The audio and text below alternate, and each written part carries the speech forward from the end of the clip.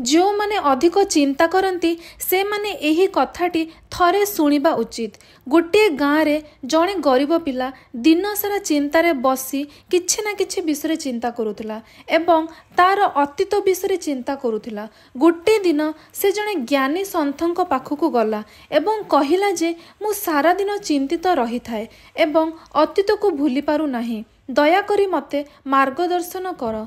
सन्थ गोटे ग्लास पानी आनी पिलाटी को पचारिले जे जदि मु एही ग्लास को हाथ रे 5 मिनिट धरी छिड़ा हुए तेबे कौन हब?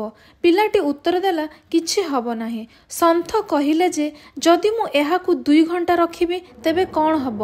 पिलाटी कहिला जे हाथ जंत्रणा आरंभ हब। सन्थ पचारिले जदि मु एहाकु 10 घंटा धरी रखिबी तेबे पिलाटी कहिला अधिक जंत्रणा हब, मांसपेशी स्थिर होई जिवो। सन्थ कहिले काहेकि ग्लास रो ओजन समान तेबे जंत्रणा काहेकि बढ़िला? आमर समस्या एहीपरि, जदि आमे थरे भाबिबा एवं सेगुड़ी को भूली जिबा तेबे कम कष्ट हब। जदि आमे अतीत विषय चिंता करि चलिबा तेबे आमे आमर वर्तमान को मध्य नष्ट करिदेबु।